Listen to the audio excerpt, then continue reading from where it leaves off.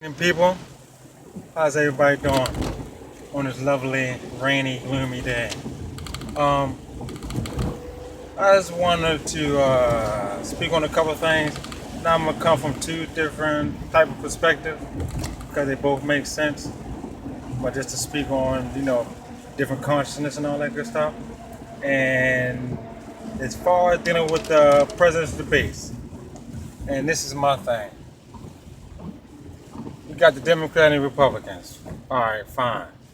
And you got everybody that's all the citizens that have picked their sides if they're going to be a Democrat or Republican. All right, and so you want everybody on different teams. All right, that's fine. But one thing I don't quite understand is that when you see somebody that's not that competent that you are siding with, why not side with another candidate that's sounds a little more sane and competent? Because neither Donald Trump or Hillary Clinton is competent. Period. Nor do they have our best interests. Okay, Hillary may, talk political, which she talks very well politically, but at the same time really has a disguise that don't really benefit us. So I think we should do a little more research on other choices that has been that's out there that's not being propagated. You know,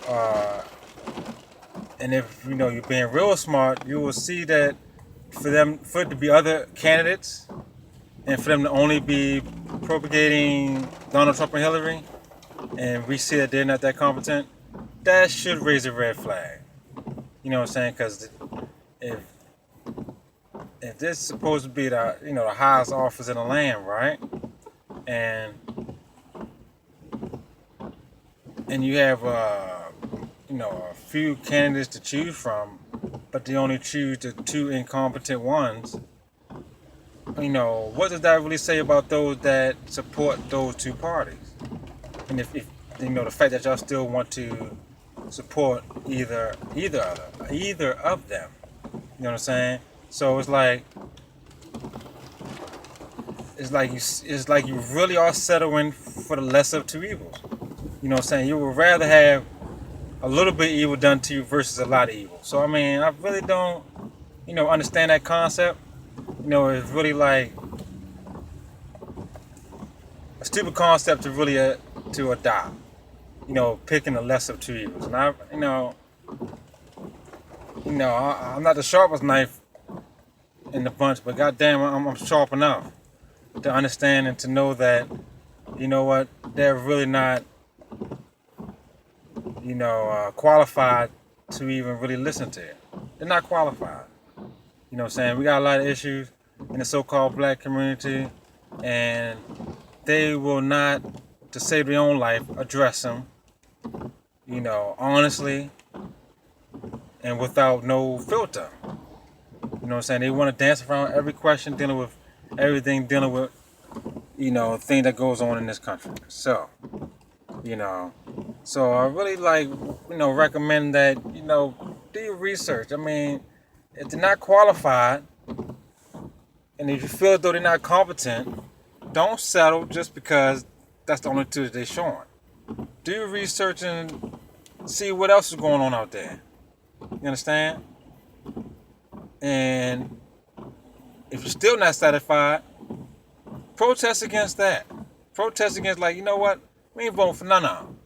Either keep the current president in, or y'all hold some more elections to get this right. So ain't no need in settling for the lesser of two evils when it got something to do with our everyday lives. I mean, it just don't make sense.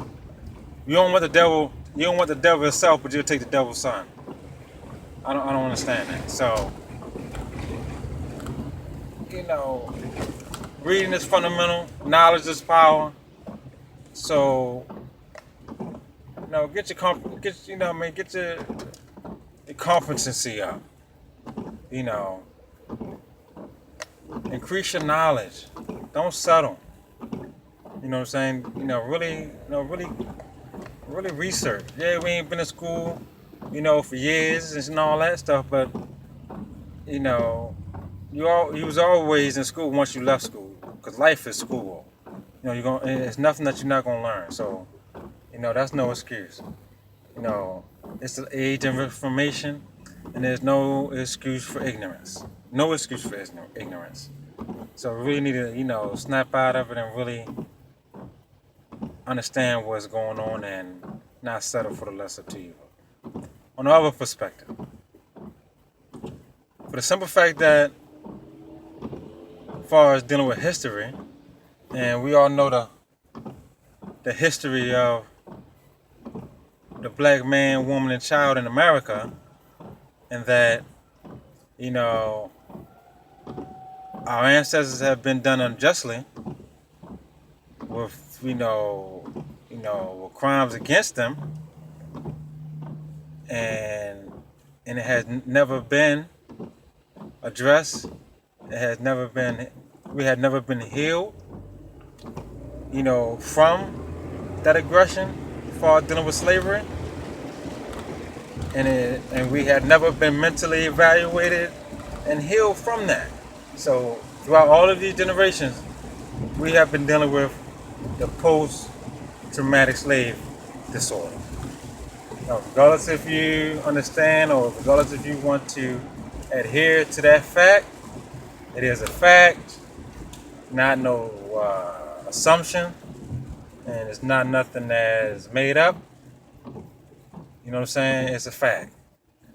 And the fact that it is not being addressed, at the end of the day, if no candidates are willing to address that fact, then they don't deserve our votes, period.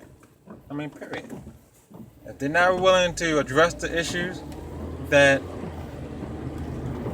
we are faced with and are dealing with on a day-to-day basis, they don't deserve nothing from us. You understand? And reparations is definitely due. It's well overdue. You understand? And yeah, everybody would go back and forth with the pros and cons of it, but at the end of the day, make it happen. And we'll deal with the rest later. You know what I'm saying?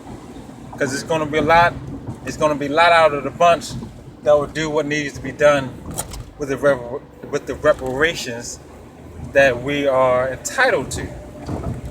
Because yes, we was put, and our ancestors were put into bondage, physical bondage, which is still going on today, but it just changed the form in which it is done. And that is something that needs to be addressed and taken care of. The Jews were taken care of. You know what I'm saying? They got their reparations. So what's so good about, or what's so bad about either situation that we can't get what is due to us? Period. You know what I'm saying? So if they ain't addressing that, the whole political arena dealing with the elections of the highest office in the land, it's a fucking joke. And we will be the ass of that joke if we continue to support it, entertain it, and participate in it. This is our land.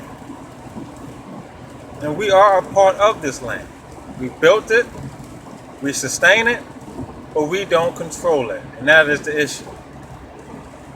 And if we want, if a lot of people are satisfied with,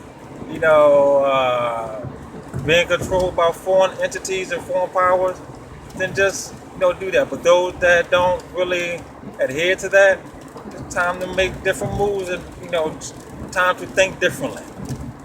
Because at this rate, it ain't gonna get no better.